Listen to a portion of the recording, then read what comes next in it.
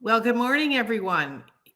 It's lovely to see you, and welcome to the Faculty of Health Sciences faculty-wide event for Homecoming at Queen's 2021. We're really delighted that you have joined us today and looking forward to the time that we're going to spend together over the next hour. And I know that you've got lots of other events lined up for the day, and I hope they're going really well. We're delighted that you've chosen to spend the next hour at this particular event. For those of you who are in Kingston today, you'll know that it's raining, and I wonder where the rest of you are coming from. I am joining you from Kingston, Ontario. This is the traditional territory of many Indigenous peoples, including in particular the Haudenosaunee and the Anishinaabe. And I want to acknowledge the people who have lived on and cared for these lands over millennia. And for those of us who now call these lands our home, we want to acknowledge the traditional territory. So I wanted to give you a few little details before we get things underway. First of all, to let you know that today's event is being recorded. I also wanted to let you know that there is a chat function and a Q&A function, which hopefully you'll be able to find on your screen. Maybe we'll test it out right now. If a few of you could send a note in the chat and let us know where you're joining us from. So feel free to just pop a little line in the chat, tell us where you are, what part of the world, what part of the country are you in today?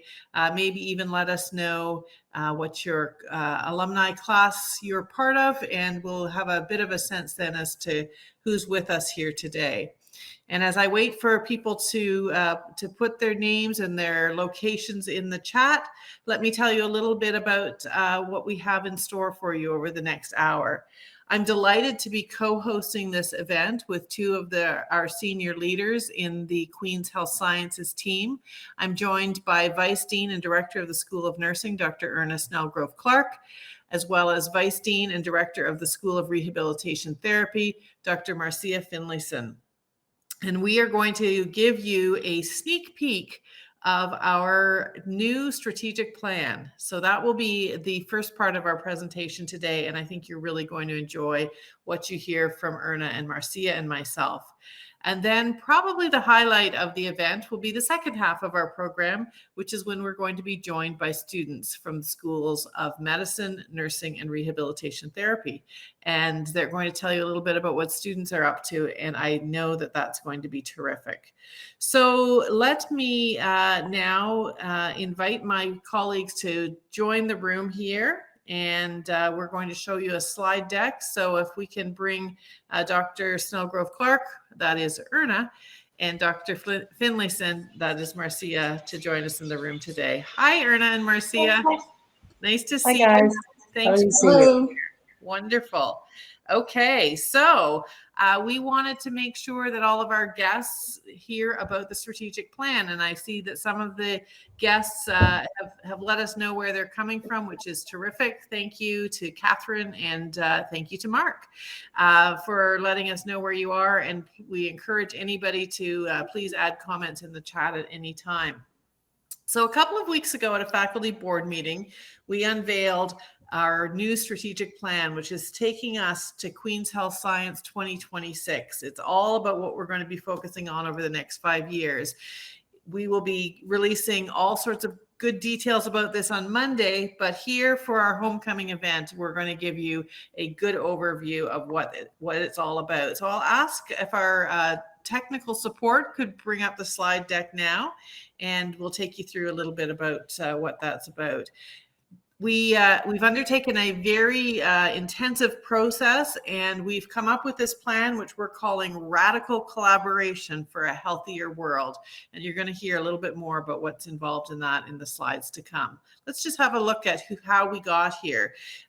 This was an incredible undertaking. It actually took us 6 or 8 months to make sure that we heard from as many voices as possible. And maybe some of you who are on the call were participating in that. We had over 1,000 different touch points of people that answered questions online or that attended sessions, focus groups, to be able to get their views as to where we should go with Queen's Health Sciences. And also we had some really intensive strategy hives where we talked in detail about what some of those things are. The next slide will tell you a little bit about how we're rebranding ourselves going forward. We've simplified things, and it all goes in the spirit of radical collaboration. We want to focus on the fact that we are a big team, a big family at Queen's Health Sciences. And of course, we have 3 fabulous schools: rehabilitation therapy, nursing, and medicine. But in fact, we're actually all one.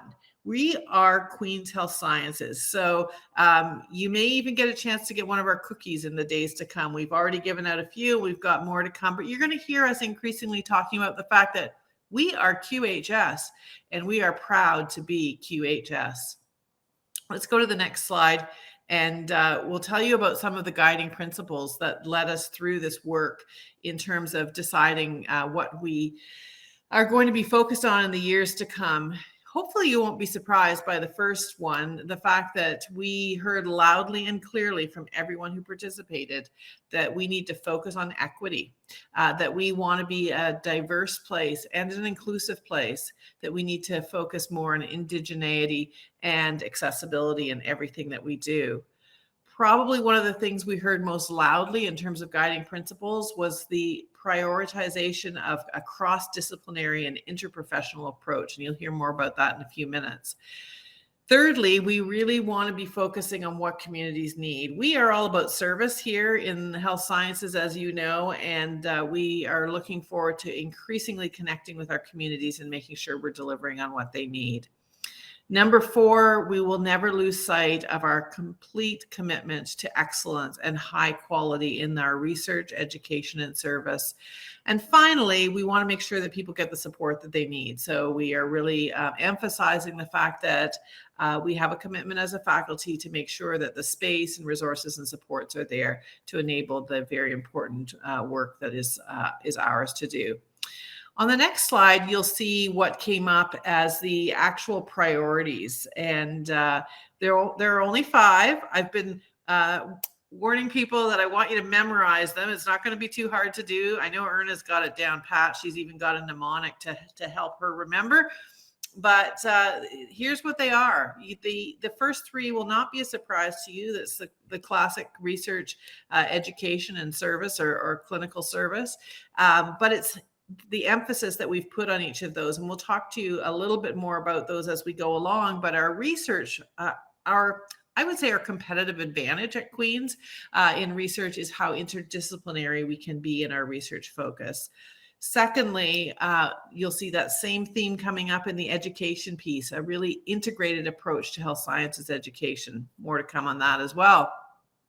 When it comes to service and clinical impact, again, you're seeing here the emphasis on community coming out, that of course we are here to serve our community and to provide top quality clinical care, but we're going to do it in a way that's very person-centered and very much focused on community need.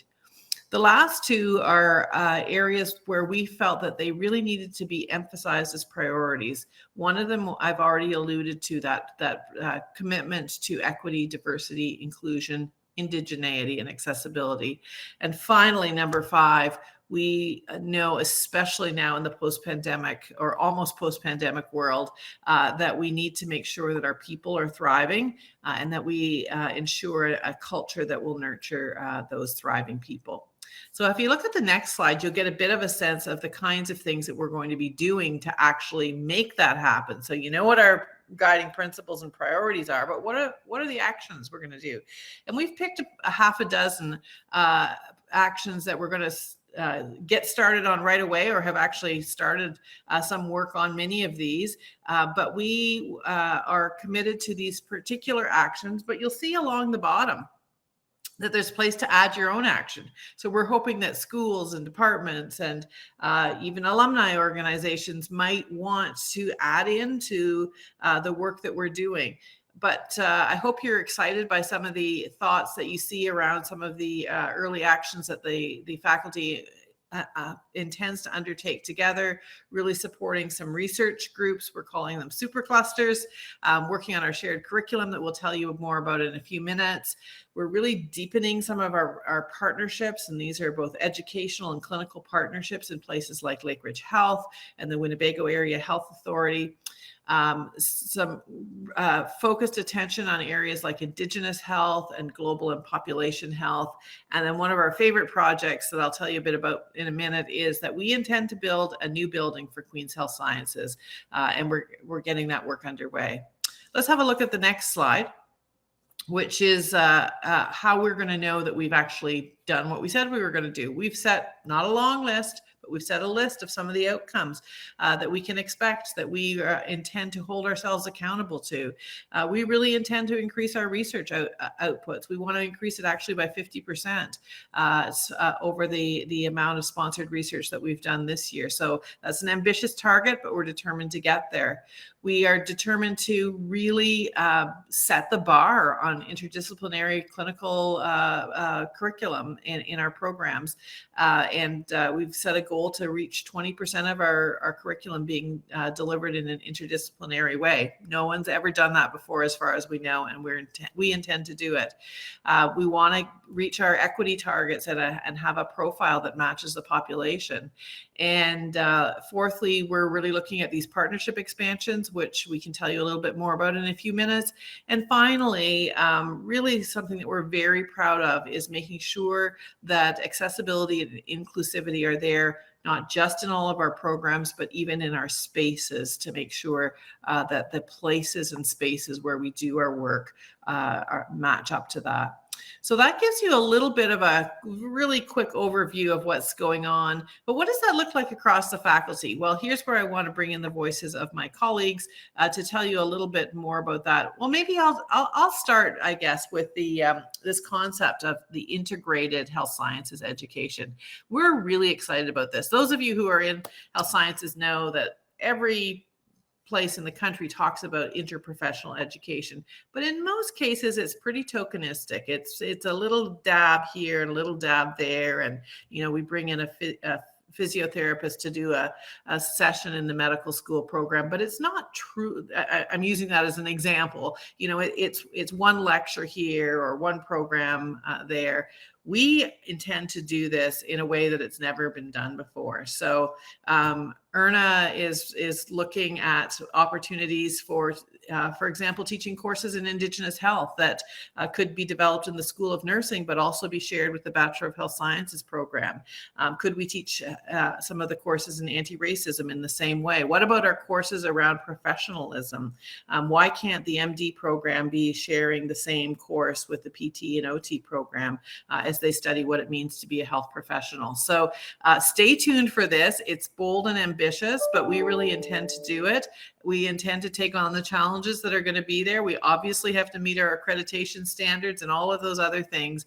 But if we can actually deliver on this in a way that nowhere else has, we'll be changing the face of what health sciences education is.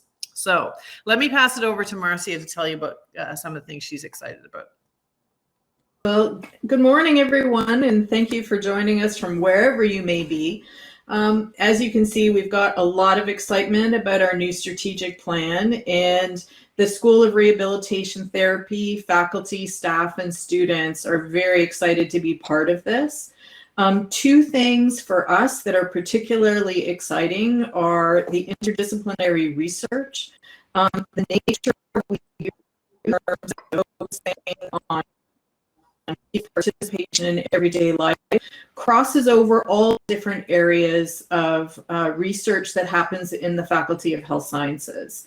In our own work in rehabilitation, one of the things that's becoming a very hot topic is looking at things like biomarkers for some behavioral change interventions that we do in community settings.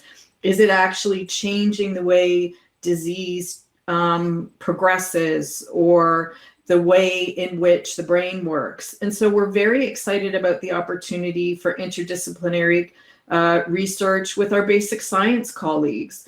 We're also very interested in educational scholarship to be able to work with our peers in nursing, public health, medicine,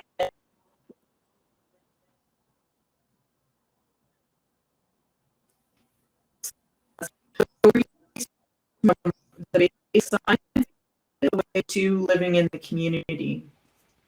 So The small size of Queens and our ability to interact easily with each other, just walking down the street or walking down the hallway, is really going to make it possible to pursue this interdisciplinary research in very real and important ways.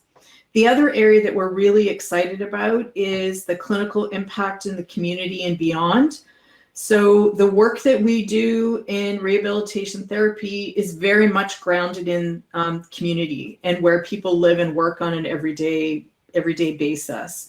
So although we do have practitioners that are in hospitals and more traditional clinics, a lot of what we do is in clinical settings or in community settings. And we have really, in the pandemic, have really reached out in ways that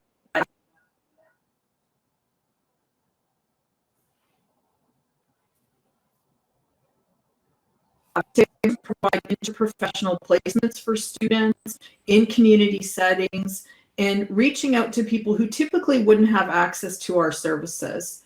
So for all of those different reasons and many, many more, the two areas that we're really excited about are the interdisciplinary research and clinical impact in the community and beyond.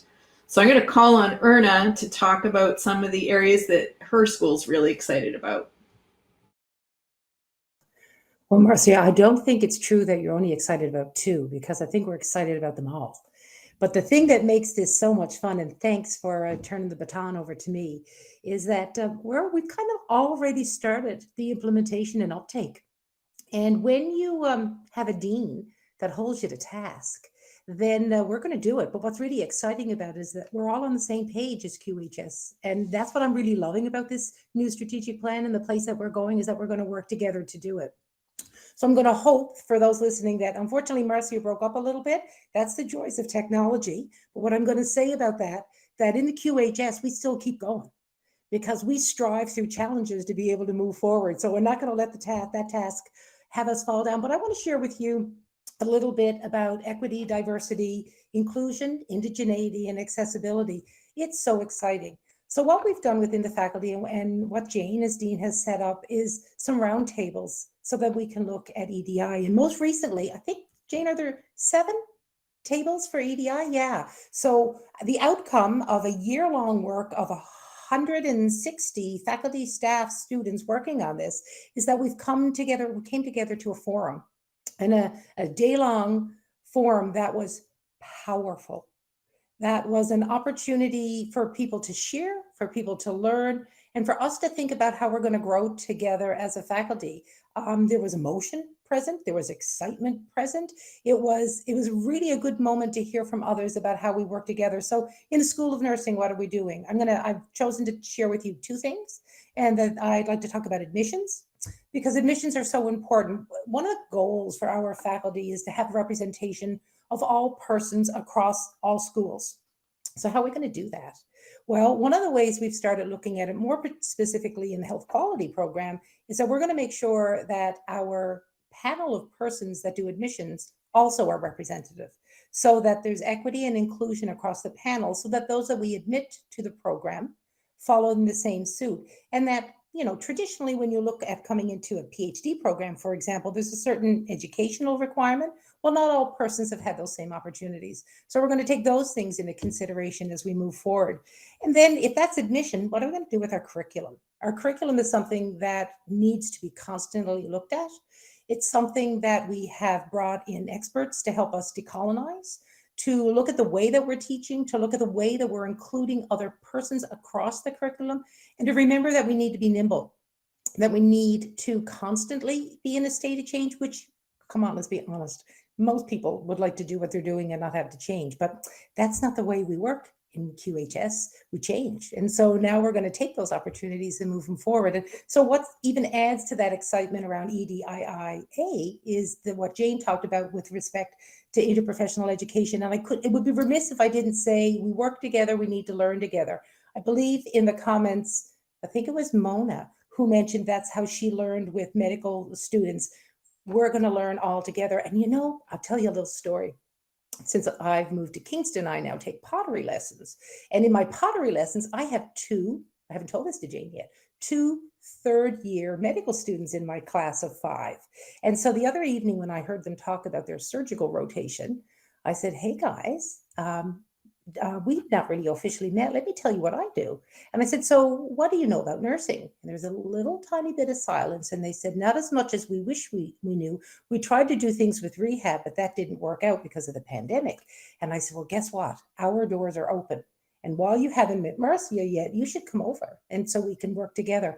This is the way our community is going to grow. We're going to find ways for students to learn. We're going to find ways for faculty to learn, because it's not just the students, it's all of us who've worked in silos that need to find that way to come together. And that's where we get equity and inclusion. So before I pass it back to Jane, it would be totally remiss of me if I didn't share the haiku I wrote this morning, which is coming together, learning, unlearning, growing, educating all. So happy to have you here with us this morning. Jane, back to you. Thanks very much, Marcia and Erna. You can tell, hopefully, the enthusiasm that we all have for this work ahead. And it's kind of like we're just waiting for the lid of the pandemic to be fully lifted up so that all of the energy and enthusiasm can really be released. But we've been working very hard on this plan, and we feel really ready to go forward into the ambitious ideas that we have for what Queen's Health Sciences needs to do to help contribute to a healthier world. So the last thing that I did want to just take a few minutes to emphasize is you'll notice that 5th priority that we talked about was around thriving people and a nurturing culture. And a lot of that has nothing to do with bricks and mortar. That's about how we treat one another. That's about making sure that everyone feels welcome and feels safe in the places and spaces where we work and interact with one another, in the ways that we talk to one another, and how we hold each other up through the hard times that inevitably come when you're studying and serving together. But sometimes it does require bricks and mortar too, an actual physical infrastructure to be able to do things well. We love the history of this institution here at Queen's University, one of the oldest academic institutions in the country. And looking at our spaces, we recognize that sometimes they need to get updated. And in health sciences, we are no exception to that. Some of you are coming to us and have been at Queen's for decades, so you know that it's time for an upgrade. And we're really excited about the fact that we have made a commitment through our strategic plan in the next 5 years to build a new building. One of the things that I'm probably most excited about is that it's actually going to be the place that will live out and demonstrate our commitment to radical collaboration. Our new building is going to be home to the new and improved physical spaces for the School of Nursing, the new and improved physical spaces for the School of Rehabilitation Therapy, and a whole bunch of new space for the research that is interdisciplinary in nature, including fantastic programs like our Cancer Clinical Trials Group and many others who are doing that really groundbreaking, world-renowned research here at Queen's Health Sciences. So plans are at the beginning. We've got a lot of work to do. We've got to raise a lot of resources, both human resources and financial resources, to be able to make this possible, to work through all of the process. This is in the context of some really big work that the university is doing writ large in terms of a capital improvement plan. But we have all acknowledged, and I see the principal and provost have both been online with us here today. They are enthusiastically aware of the need for new spaces and have supported our exploration of this possibility. So stay tuned, everyone. We're going to be letting you know more and more as this becomes closer and closer to a reality. But we're really dreaming about what a state-of-the-art health sciences building should look like. I'm hoping that we're going to be cutting the ribbon on it in 2026. So you're all invited to come and celebrate when that happens. And we're going to do it in a way where people really can live out the reality of learning together, discovering together, serving together, bumping into one another in the hallways, understanding what each other does and what our roles are in the world of health sciences. So very exciting times ahead. Well, I promised you we'd be bringing students. So I think it's time that we should be passing over the program and make sure we leave lots of room for them. And I'm going to then pass the microphone over to Marcia, who's going to introduce our fantastic student panelists. Okay, great. Thank you, Shane. So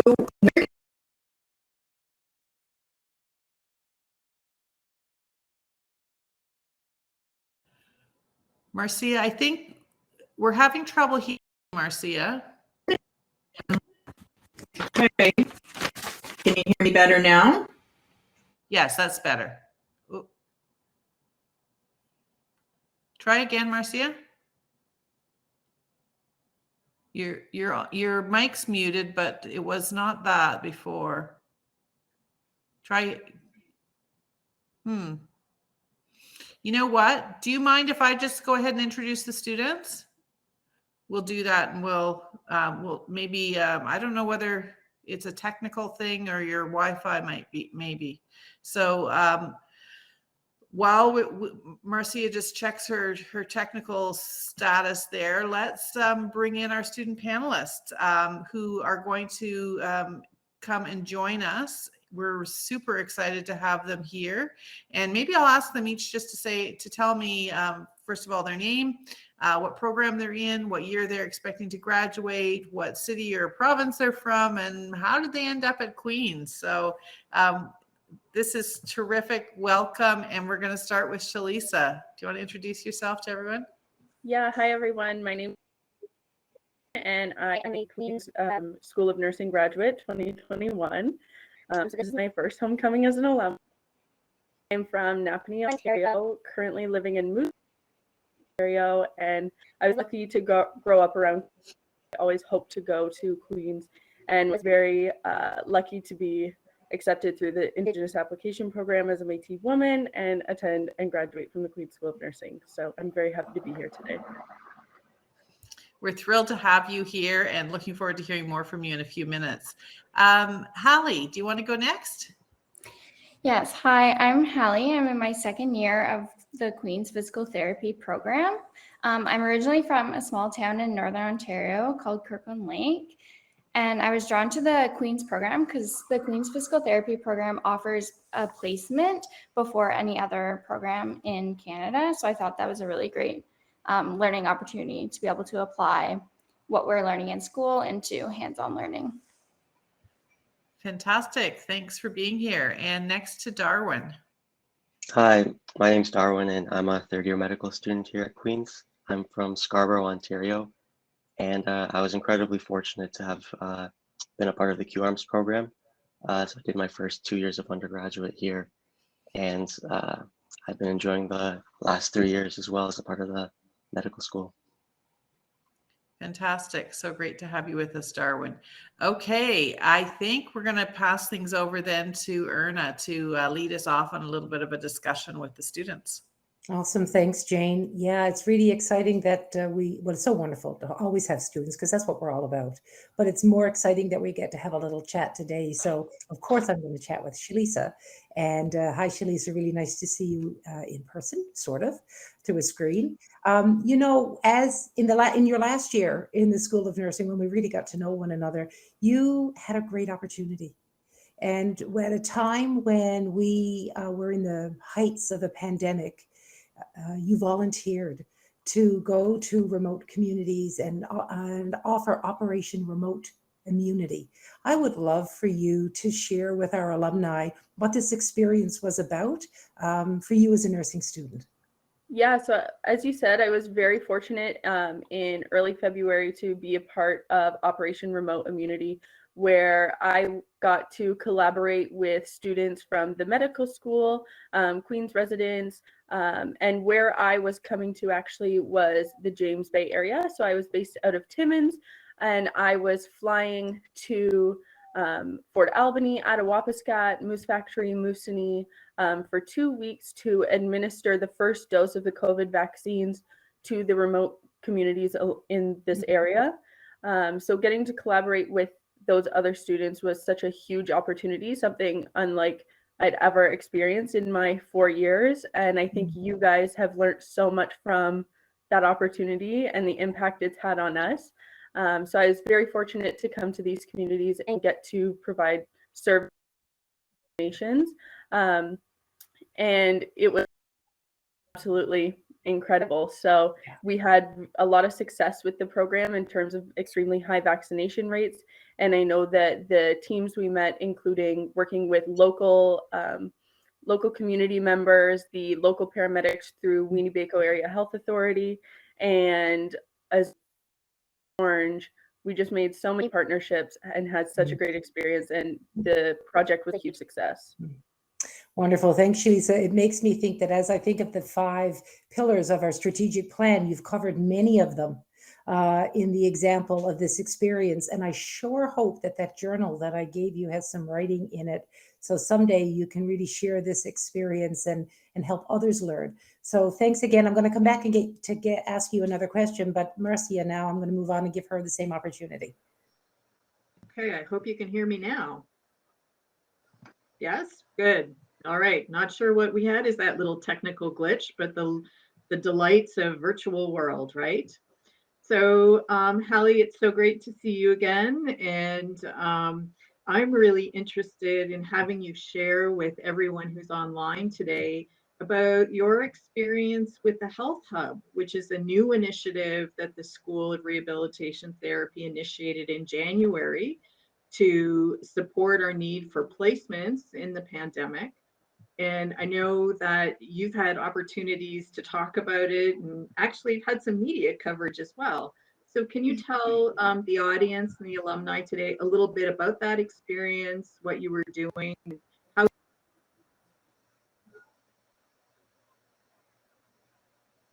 Yeah, so like Marcia just said, I had a placement at the Rehab Health Hub, which is a new physiotherapy clinic that Queens opened alongside the Maple Family Health Team and the Kingston Community Health Center. And basically, this is a physiotherapy clinic that was open for those that do not have insurance or cannot afford to pay for physiotherapy out of pocket. And I was actually a part of the first group of students that got to have a placement at the Health Hub. So I was there for a total of 6 weeks. And the whole underlying purpose of the Health Hub is that we're trying to provide physiotherapy services to those that would not otherwise have access. And our goal is to empower patients and educate them to be able to manage and take control over their own health and their own conditions. And so we were trying to help patients to become an active member of their recovery process. And it was a really great opportunity. Great, Haley, and that really is one of our strategic goals.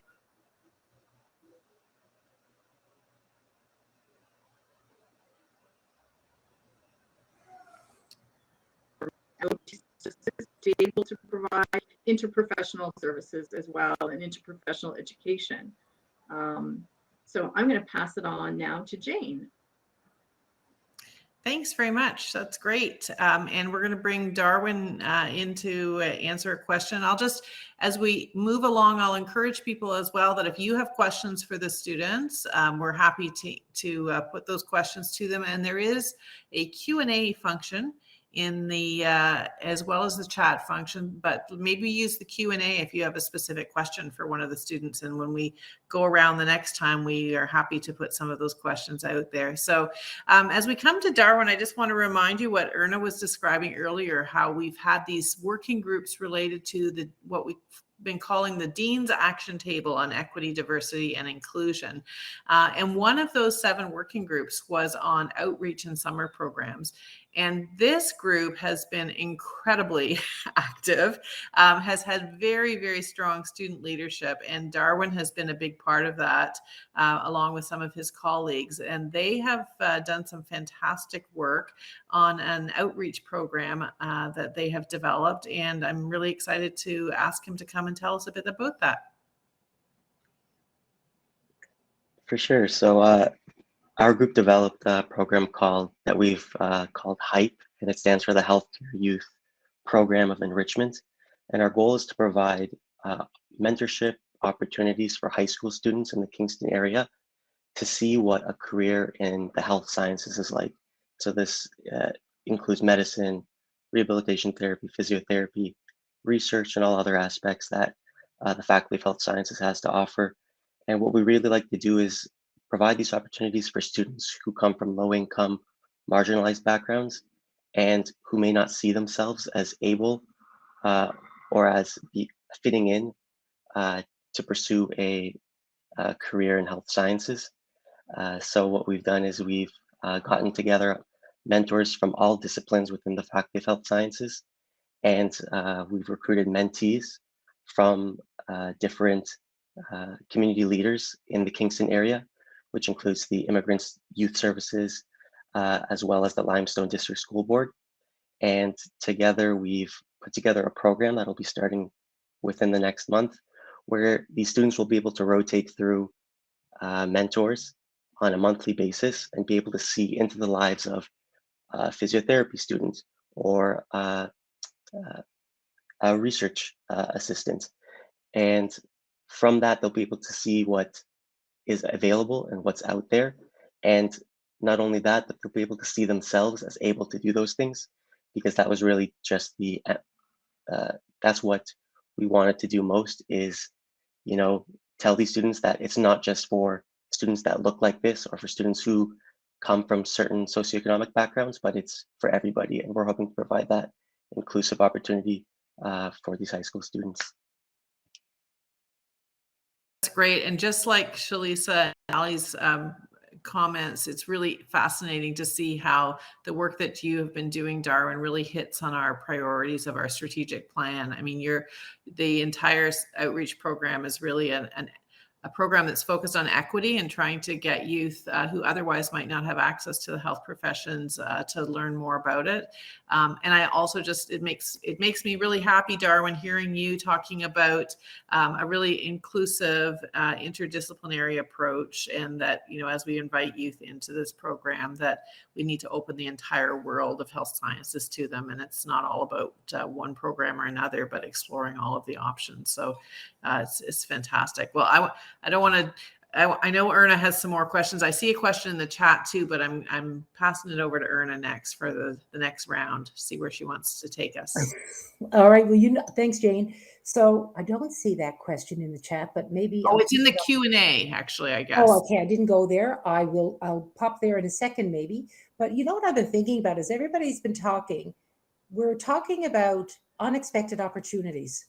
And when we have an opportunity that maybe we didn't plan, because while we think we know where we're going in this world, we often end up in a place we didn't intend.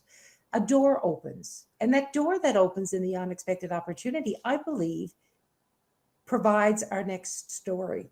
And so, Shalisa, what I'm thinking about is, what did your opportunity of Operation Remote Immunity, what happened to you because of that you didn't know was going to happen?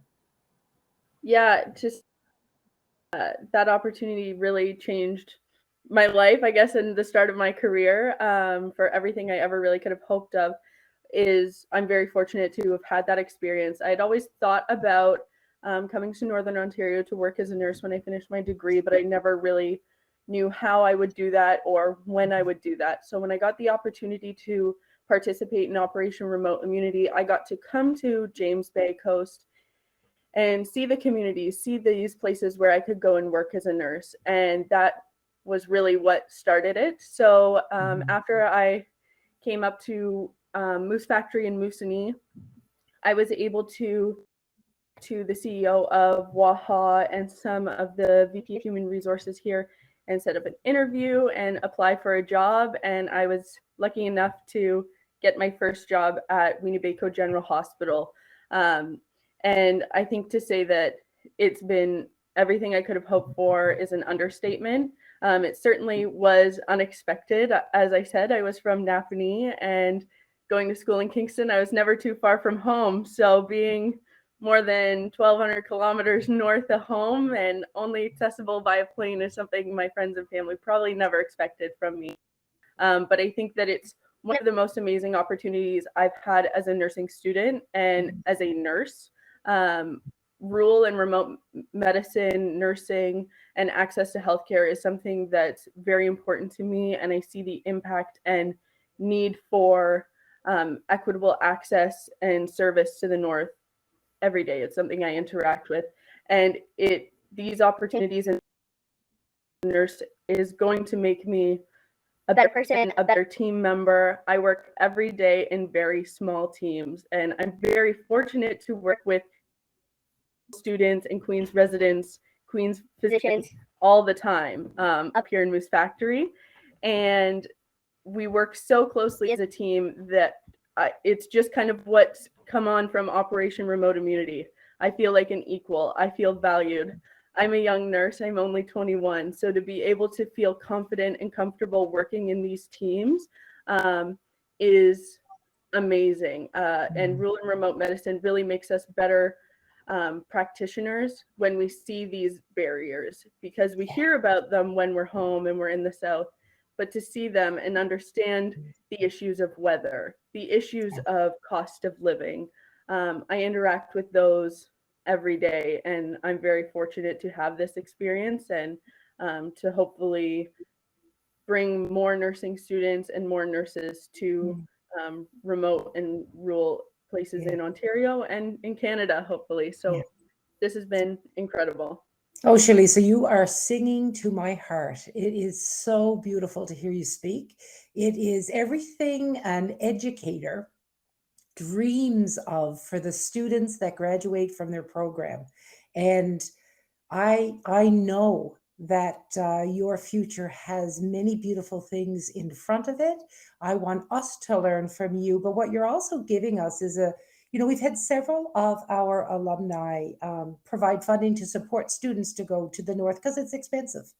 And so there are many different ways that we need to think about that. But, you've just talked about collaboration, you've talked about interprofessional, you've talked about social determinants of health, all of the things. You've identified you made a move somewhere, but you've also talked about the people that you spoke to in order to make the move. And, I might be a little bit biased, but I would say that a Queen's nursing graduate or a Queen's graduate from Queen's Health Sciences develops those skills so that you can know how to take those next steps forward. And that's what we want for you. And so I'm so proud that you have identified these opportunities and where it might take you. And, secretly, I might have a few plans for you, but we'll uncover those as we go forward. And thank you so much. I'm glad that this experience gave you, Shalisa, the person, an opportunity to explore some things, but also Shalisa, the nurse, to learn and grow and work with others. And thank you again today for sharing with us. I'm going to pass it on now to Marcia. Wow, I just say I'm really inspired, Shalisa, by what you've said as well. So thank you for sharing your story. Hallie, you're still in the program and you're getting close to graduation, but you have some time left. I'm really interested in hearing and having you share with us how your experience at the Health Hub has maybe influenced your thinking about your future path, and even the work that you're doing now on your current placements, how you're thinking about access to physical therapy in general and rehab more broadly speaking. Yeah, I feel like the Health Hub has changed my perspective as like a health professional in general. With the Health Hub, I kind of mentioned before, but we were trying to provide services to those who cannot afford physiotherapy, or even those who have additional barriers such as like language barriers, or maybe have transportation to get to physiotherapy. So I feel like the Health Hub really showed me that one's condition is beyond just their physical ailment, and we need to consider the whole person and all of the other factors that could be affecting them in order to provide patient-centered care. And it really showed me like the importance of considering, again, the social determinants of health. And I feel like this was just so eye-opening to me to look beyond what the person is coming in to the clinic to like receive therapy for. And I feel like this has impacted my current placement now as well, where I'm currently working in an inpatient geriatric unit. And I feel like even here, I try to ask like questions and learn so much more about the patient than I probably would have if I didn't have the experience at the health hub. Because, for example, lots of patients like have additional life stressors and that kind of thing that can be impacting their recovery process. And if we don't look beyond just their physical ailment, then I feel like we're doing a disservice to the patient and we're really not providing patient-centered care. So I'm so grateful for my opportunity at the Health Hub, and I think it's really going to shape me as a healthcare professional going on in my career. Well, that's really great to hear, because it also, those kinds of opportunities also show us the opportunities for interdisciplinary and collaborative care with our other colleagues elsewhere in health sciences, because not one discipline can drive.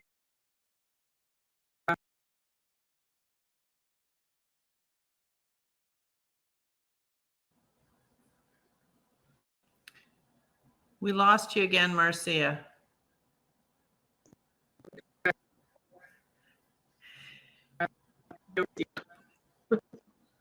Sorry about that. Okay. All right. So we're going. Thank you very much, Hallie, for that presentation. As Marcia said, that was really great. And the work that the Health Hub has done is fantastic, and I'm really glad that you got a chance to share that with our alumni. There are several questions in the Q&A section now. And I'm going to put one of them to Darwin that was brought forward, but I also don't want to forget that somebody asked the question about how alumni can become involved and support these wonderful programs. And I want to make sure that we answer that. I'm going to actually make sure we put in the chat a little bit of info about our Equity, Diversity, and Inclusion Fund, which actually supports many of these programs, including the Outreach and Summer program that Darwin has been involved in setting up. The HEIGHT program, Darwin and his fellow students have actually really worked hard, have gone around and spoken to some of the departments and schools and have been seeking support so that they could hire a student coordinator for the program. And they've managed to get some resources for that, but I know they are always happy to have more.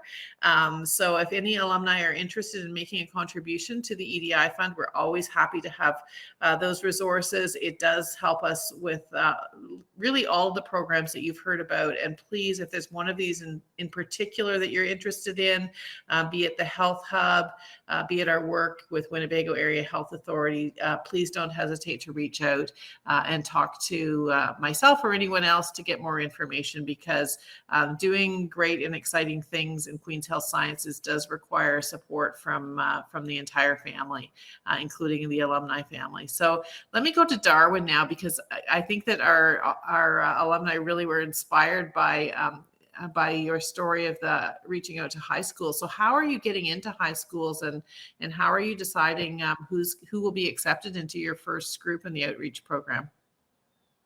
So for our first year, we're relying on nominations from community leaders. And to do that, we've been in contact with, for example, the vice principal of Kingston Collegiate Vocational Institute. And he's provided us with nominations from students, from teachers and faculty at the Institute that may know the students better and will be able to refer them to the program. And I've gone and sat down with, at one of the meetings with ISCA, the Immigrant Services Kingston area, and presented the program to their youth coordinator. And she's also promised to refer students who she feels may benefit from this program. And the nomination process is fairly simple. It's an application they fill out, just kind of indicating why they'd like to be a part of the program. And because it's the first year the program is running, we're trying to test it out. So we're only limiting it to 20 students. And hopefully once we see the success of the program in the first year, we'll be expanding it out to 50, 100, and maybe even expanding the geographical location where we're accepting students. Well, big congratulations to you, Darwin, and the whole team. I know you're one of a a group that's been doing this, but it is really exciting. And we're also really happy that many of our faculty have stepped up, and staff, to be mentors and supporters in the program. So it's exciting to think where this will lead. Erna, shall we go around one more time if we have a couple more minutes? I'll pass it over to you. Okay, I think that's a great idea. And I'm thinking, Shalisa, because you don't know what I'm going to ask you next. That's the fun part of this, is not knowing what's coming, but that's what makes a nurse. You never know what's coming down the tubes, but you always can handle it. So Yep. if you were speaking to a community member in Moose Factory, and so let's think of Darwin's program, HYPE, so it's not Darwin's program, the program that Darwin works with. And let's think about HYPE. And you're going to go into high school, and you're going to talk to high school students about nursing in Moose Factory. Given what we've talked about today about inclusion, given what we know about cultural differences and challenges that persons have, how would you speak with them? How would you encourage them to come to Queen's? I think that's a great question, because I actually have a real life experience and story. Awesome. One of my coworkers, she is currently taking her gap year high school, and she wants to be a nurse. She's working as a healthcare aide at the hospital, and she was talking about it and about different programs. It's like, oh, well, have you heard about, like, there's the Queen's Indigenous Student Application Program. There's like an alternate application you can use, and she hadn't heard about it. And so I was very open and honest with her, and I said, when I was in high school, 11 different schools, I didn't think that I was going to get into Queen's. I didn't think there was any way I was going to be able to go there or graduate and be where I am now. And I shared that experience with her, and I said, this school has brought me here. She is from the community, so she would hope to come back to the community. And I said, I can't think of a better program that has prepared me as a nurse and as a person for my career and for my job currently. So I can't speak more highly about the Queen's program. I think that in terms of my interprofessional skills, my clinical skills, my critical thinking, I have been really, really well prepared. And as a 21-year-old moving away from home and starting my career, I'm very fortunate that I was a Queen's grad, and I'm hoping that she will apply to Queen's. Yeah, thanks for sharing that. I think the part that you just identified for all of us is opportunity, and the part for us to remember where we need to be so that persons who don't know about that opportunity actually exist. And as we work through our strategic plan, I'm confident we're going to open up those doors so that others can see what might avail. And Shalisa, I didn't know. So for the audience, that wasn't a planned question. So it's just fluke that it worked, that Shalisa had that example to share, but an example of why we are always working. We're always thinking of opportunities to invite and engage. So thank you again. Marcia, anything else you want to add on to Haley?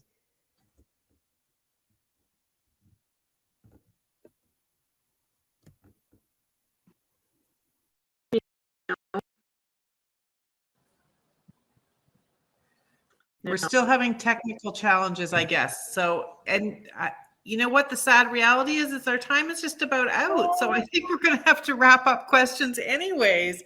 Wow, we could go on all day. And I know that I can only imagine that the alumni would just love to hang out with Shalisa and Hallie and Darwin all day and ask you more questions. But you three have done such a great job telling us about what you're doing. And it's really inspiring. Shalisa, you brought tears to my eyes as you were telling us about what a difference the program has made. It'll make me cry all over again if I keep thinking about it. But I'm so, like Erna and Marcia, I'm so proud of each of you as students and how you have taken the opportunities that Queen's Health Sciences have have opened some doors for you, but you just swung those doors wide open and have run with them. And we are all excited to imagine where your careers are going to go from here, and proud to know that Queen's Health Sciences has been part of getting you off the ground. So with that, I'm going to actually say a big thank you to you as panelists, and we are going to move now to a short video that we wanted to wrap things up with. And I will just tell you that this is a little bit of a vision for the future. So let's run with it and imagine what the future is going to look like here at Queen's.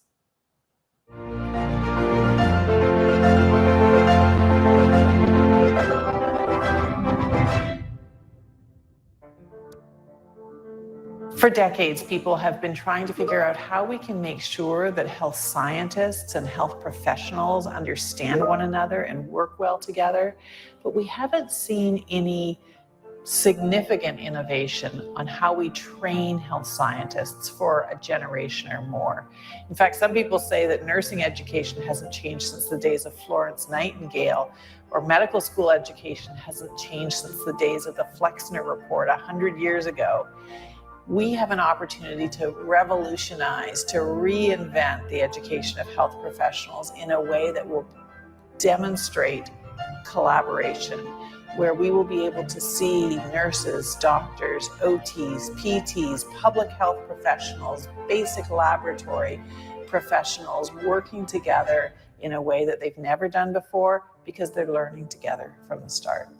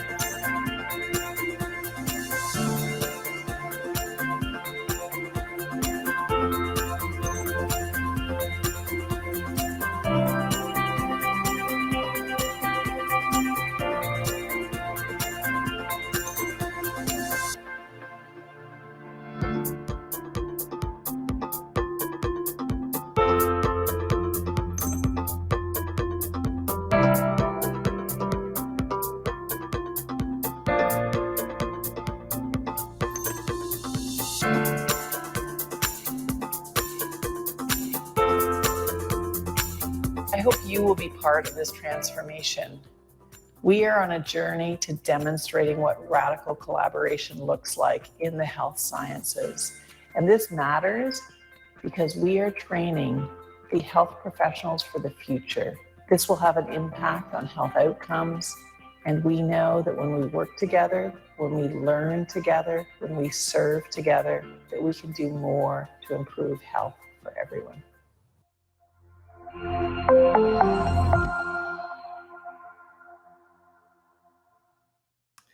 Okay, thanks to the technical team for showing that, and hope that gave you a little bit more of an idea of some of the things that are happening around here. Radical collaboration means the kinds of things that you've heard about today, the amazing Operation Remote Immunity program that Shalisa was part of, the fantastic Health Hub, which is an incredible collaboration with our community partners and our academic teams here. And then, of course, the outreach programs that Darwin and his team are part of. So all that we will continue to work on. We're looking forward to that new building in a few years' time, so stay tuned on hearing what that's going to look like. But I want to really thank all of my colleagues who have been with us today here, particularly to Marcia and Erna for their amazing leadership in their schools. Just before we wrap things up, I want to thank all of you as guests and alumni for attending, and I hope that the rest of your day continues to go well. We've got some big events yet to come. For those of you who are looking for something to do at 1 p.m., I am going to be having a research talk with Dr. Elizabeth Eisenhower, one of our most amazing faculty members here, who has just has been designated to be the winner this year of Canada's highest honor in research, the Gardner Whiteman Award. So you'll get a chance to meet Elizabeth if you're free free at 1 o'clock. There's a nursing event happening at 2 p.m. The School of Rehabilitation Therapy has their Distinguished Alumni Awards happening at 5:30 p.m. And I know there are a whole bunch of class reunions happening all day long. So check those out. Check out the memory board on the platform. Share your memories. Find out what other people are talking about. Of course, stay connected through social media. I see Shalisa has shared her social media handle there, so you can connect with her and share how impressed you've been by our students here today. So I hope that the rest of your day goes really well. It's been an absolute pleasure to spend this last hour with you, and hope I see you at some other events as the day goes on. Merci beaucoup. Chi miigwech.